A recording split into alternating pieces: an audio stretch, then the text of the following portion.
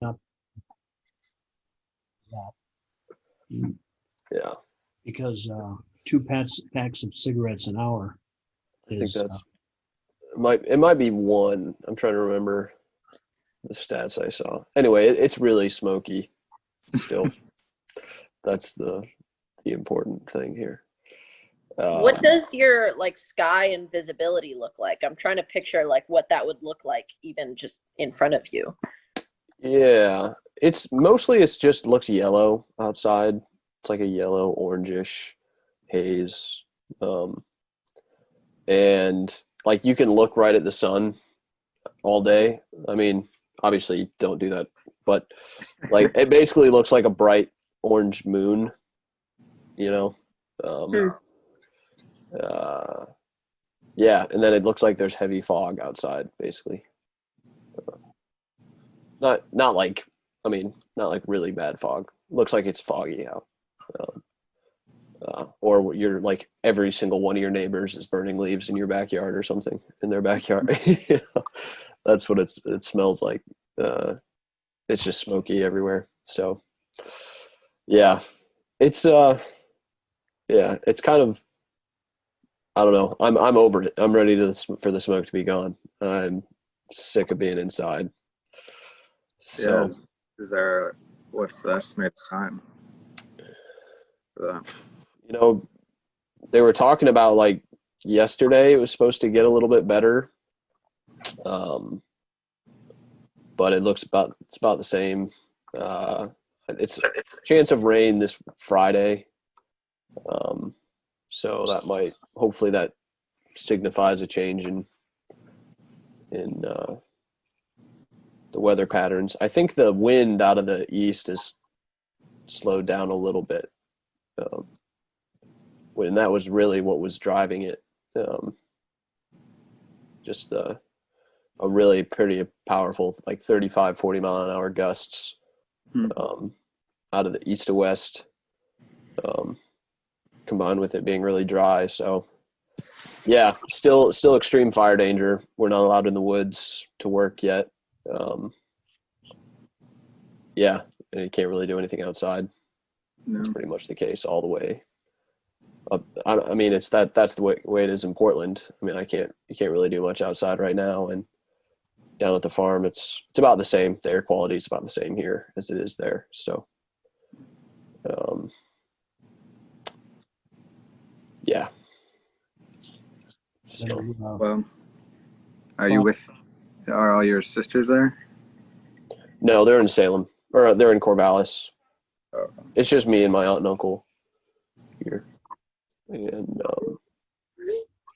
yeah, our power was going off and on down in PD quite a bit, so that's why I'm up in Portland.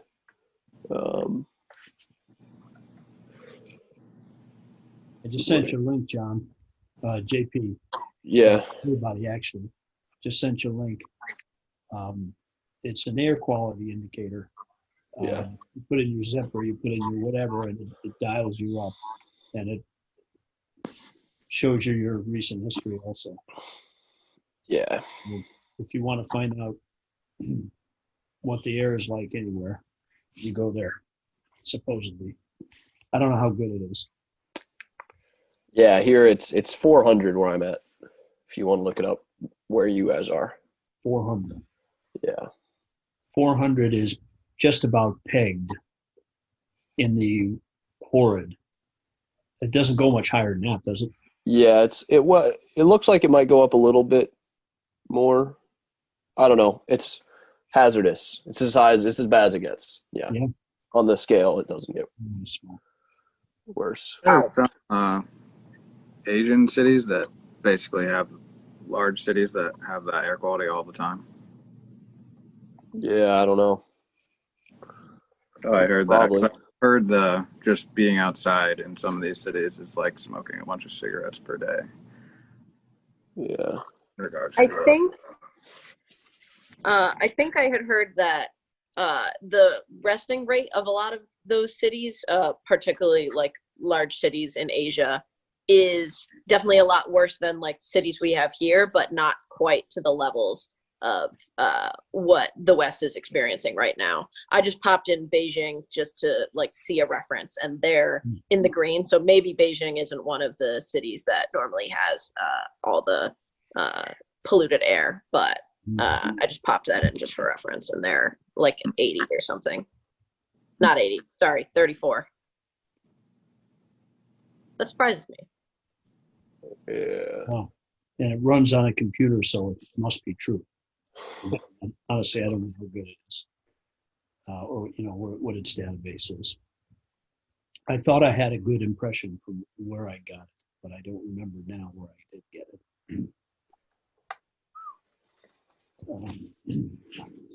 Anyway. So, yep. Life's pretty boring out here, you guys, but yeah, got to pay the piper. I've been having too much fun outside for too long. So, what's the like randomest thing you found to fill your time stuck inside? Like the randomest thing you found joy in? I've been watching a lot of concerts on YouTube. So, watched a Led Zeppelin concert. I watched a couple Rage Against the Machine concerts. I watched, just a bunch of Patti Smith. I've gotten into Patti Smith a little bit here this week. That's really it. And then sports. You do have a lot of good TV to catch up on, John. So I know. I just watched. I've been watching Turn, which is pretty good. sure, we enjoyed it. I watched Dark. I'm watching The Boys, absolutely ridiculous show. did you watch season 1 and 2 of Dark? I just finished the first season. I haven't watched the second season yet. What else? I watched all of Rick and Morty, which is it was good. Some of it was good. Yeah. Yeah. Anyway, it's just I've been spending entirely too much time on my computer. Well, some of it is coding, right?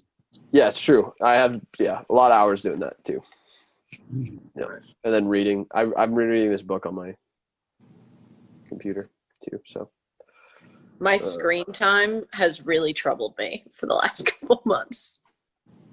yeah. Those little reports that your iPhone gives you, I'm like, ooh, that's not great. Part of it is I listen to a lot of like podcasts and like I'll put on a YouTube video that's like a conversation between two people, and I have YouTube Premium, so I can just leave it going in the back. So it thinks that I'm watching YouTube that whole time. I'm not. I'm probably out for a walk. So that makes me feel a little bit better, but that's a double-edged sword because I know that that's like what's happening some of the time. I feel like I can mentally use more of the chunk of time that, that's what was happening. So it's a guilt loophole. Very powerful. You want to build some of those in. Yeah. Totally. A super notable one that I've built in, bags of chips. So the bags, like the nutrition facts on the back, it'll say, okay, it's got like 80% of your like daily fat or whatever. Now it just says in the bag. It doesn't say how it's distributed. So if I give a friend one chip, I don't know, maybe like 75% of the fat was in that chip. It doesn't say how it's distributed. Checkmate. I shared. Yeah. Funny. Wow. But one thing it's becoming clear is how much I've been relying on the fact living out in the wilderness of not having Wi-Fi at my fingertips all the time, just with regards to like me doing what I want to do. Like I want to read books. I want to code. I want to learn guitar. I want to, listen to podcasts and particular things. And now I waste a ton of time on YouTube. I just waste an astonishing amount of time on YouTube. And now because I have Wi-Fi everywhere, I'm stuck inside. I mean, it's like the temptations are just ridiculous, man. It's so much fun stuff out there. And I could just be like working on something, and then it's unbelievable how easy it is for me to just like switch tabs and start YouTubing random crap. Mm. It's like last night I spent like 4 hours coding, 4 hours, right? Where it was like I'd be trying to figure something out, and then I'd, jump over to Medium to read this article on React, which is the JavaScript thing I'm working with, and I'm reading that for a bit, and then I just jump to a news article on Medium, and then it's like, oh, now I'm doing that. Oh, shoot, like rally, get back to what I was doing, and then it's like, okay, this is kind of making sense in the article, and I'll jump over to YouTube to watch like a YouTube tutorial, and then like bang, there's a sports highlight thing from. It's just right. It's right there, and it's just this constant battle of diving in and out of productivity versus not productivity. And by the end of it, I probably actually only worked for half the time if I'm lucky. Even though I was sitting there for 4 hours. Mm. So anyway, it's just the temptations here are it's different than what I'm used to. So it's like being back in school, where you just constantly lie to yourself about how much homework you're getting done. I was in the library all day, right? By my senior year of college, it became very clear to me that the only way that I could actually do work for an extended period of time was me and my friend Amy would shut ourselves in offices adjacent to each other, and every 45 minutes we would come out and check in on each other and set goals for ourselves in the next 45 minutes and be like, all right, I'm closing this door in 45 minutes, we're checking in again. That is the only thing that worked. Accountability buddies. It was great. It also helped that I was better at following the deadlines than she was, so that made me feel good. There you go. Ego boost. It's important. Yeah. I would go to the quiet floor on the library and not bring any headphones. That's what it took for me. That worked pretty well. Because then I couldn't really do anything. I mean, I could read the news, but Yeah. I wasn't going to go on a YouTube binge, So That's discipline. anyway. Yeah. So, anybody got anything they've been chewing on in the midst of 2-year-old birthday parties and saying goodbye to coworkers and trying not to choke in the backyard? We got lots going on. Yeah.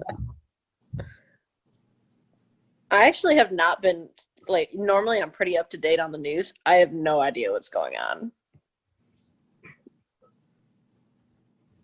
Yeah. So one kind of smaller topic that we talked a little bit before about Uncle Tom is the peace deal that Trump / Jared Kushner / whoever you want to say set up.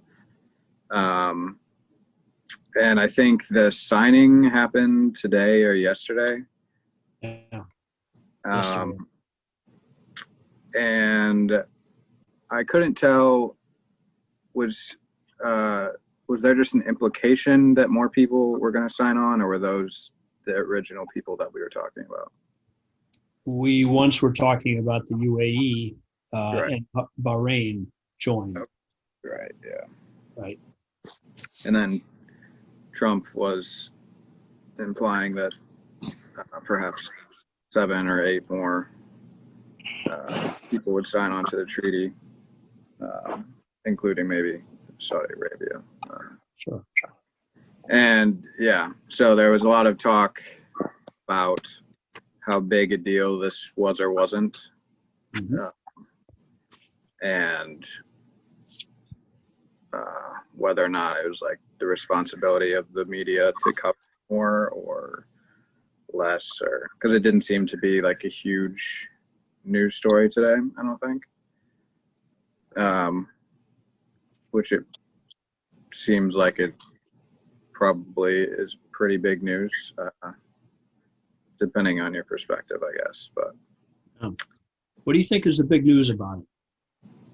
You have any idea? I mean, I think it's just the simple fact that Middle Eastern countries are opening negotiations, basically opening lines of communications with Israel, when before they've basically their only commentary on Israel that is that it shouldn't exist. Yeah, well, not Jordan and not Egypt, right? They both long time ago jumped over that hurdle. They both have peace treaties. I don't know an enormous amount actually. So do they both have embassies? I think so, but they certainly both have treaties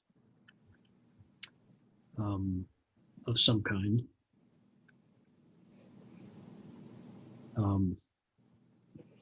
And I guess I shouldn't say that with such. I dimly recall that that's so, but when's the last time you heard anything about that? Decade, like maybe you never. Because it's. I'm trying to think of the last time that's been an issue. So, yeah, you could say it's a revival of that, an expansion of that. That seems at minimum fair, right? Yeah, I mean, it doesn't seem like a small deal. I certainly think that it's very possible that this is mostly for political gains. I don't know. People like to think that Trump being friendly to these countries, this was them repaying Trump and giving him a boost right before the election. It seems to be the most negative view, along with the fact that it didn't mean any real change. I think there's probably elements of that, but I do think, I guess I don't know the exact history, but if there were these nations that would not acknowledge Israel's existence in the past, I think any step forward past that is pretty significant.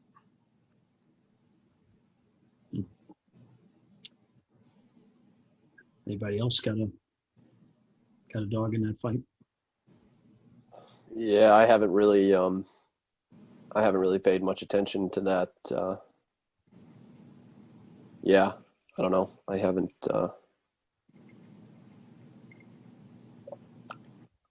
Yeah, I don't know. We've not terribly long ago. Rachel, I should stop and ask whether you have maybe. I'm in the same boat as JP. I don't know anything about this. I'm reminded of a couple things. Sometime back, 2 weeks ago, maybe it was 3. We had a conversation about what would it take to actually understand what's going on in the world in international relations. It was an open topic conversation. Yeah. In there, we talked about part of that was where do you get your news from, and how can you know anything? And that's comes to mind by way of background for this particular story coming down the pike. And so also does the conversation that you and I had on Monday, JP, where we were looking at the question of the lens in this high information flow network of rich community lens in particular, and how lenses operate. What are the propositions that is it right to think of a lens as some collection of propositions or of maybe small sets of other lenses, each of which somehow down the bottom gets at, can be expressed propositionally, but then seems to involve some number, some identifiable number of propositions which generate synergy with one another, explanatory power with one another, guidance, the forward-looking side of that explanatory power, and in general give you a purchase on the world to take of some kind. And we talked about structure because I was exploring that structure last Friday night, and in general I was proposing that we swing into this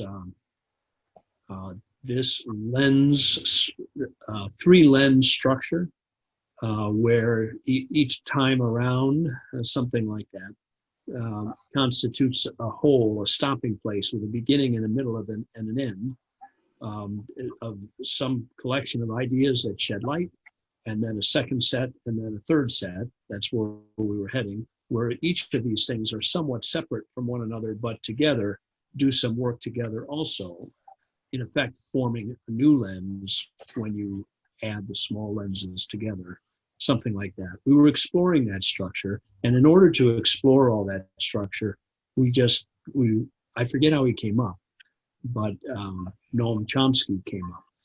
You'd been reading, but I forget why. I'd also heard recently, I'd listened to him recently on a few points, a couple of different times. And so we asked, could we put together this sort of view of the world, which is really different than the view of the world which any of us grew up with? That is a view of the world which seems to be something like one that Chomsky holds.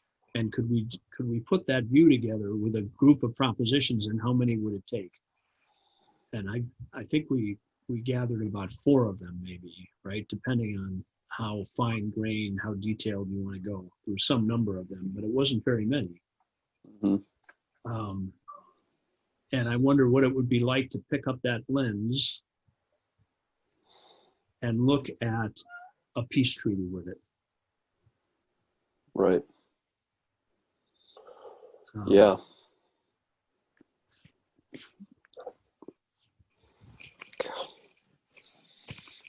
Getting attacked by a kitten again here.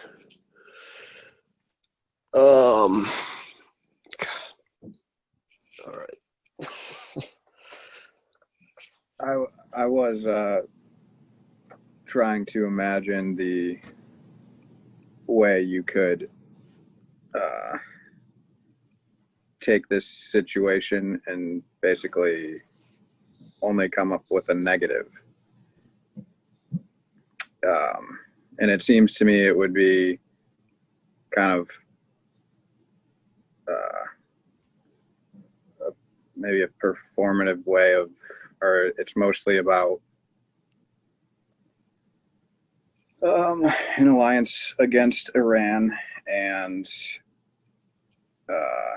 not really doing anything for the Palestinians while appearing to, I guess. Yeah.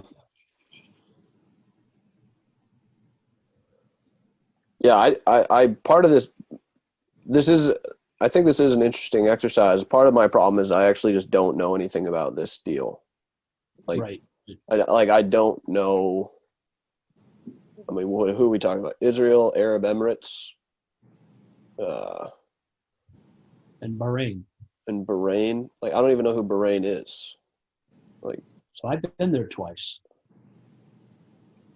Small, unusual thing. I'm not a big world traveler, but I've been to Bahrain twice. Not just passed through. I went to conferences there back to back in 2 different years.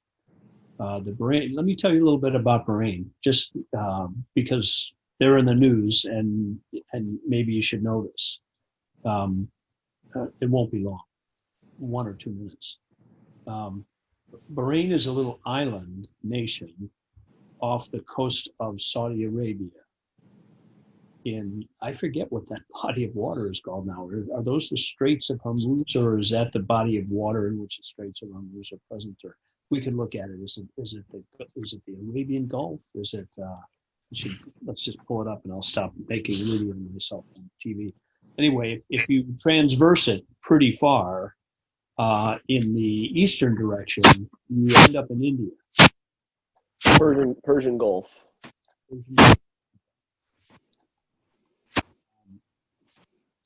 Straits of Hormuz, and that Let's see. there maybe in the north of that. That just comes to mind. But anyway, Bahrain is where unless I'm incorrect, Bahrain is where the U.S. naval's is that the 7th fleet? Is headquartered. I think you're covering up your microphone, Uncle Tom. Oh, as usual. Yeah, sorry. So in any case, there's a strong U.S. naval presence. You're still pretty quiet. Am I really? I don't actually have an explanation for that. Is it any better now? Not really. Not really.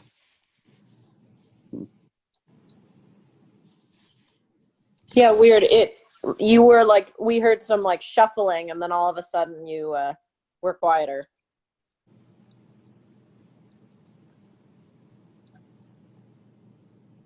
Oh, now we can't hear you at all. No, you're muted.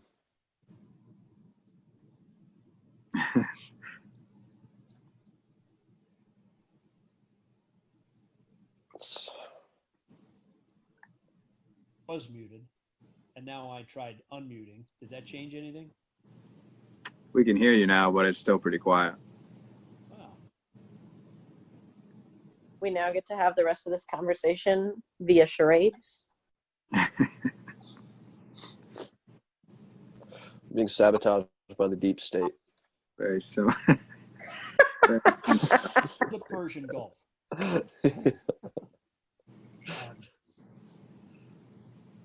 Yeah, we can on. technically hear you. It's just really quiet. I just want to throw in one more joke before we move on. Politically charged charades would be so fun. Couldn't go wrong. Oh I think I'm going to do that for my Couldn't friend. go wrong. Wow, what an idea. I'm going to write that down. Oh my gosh.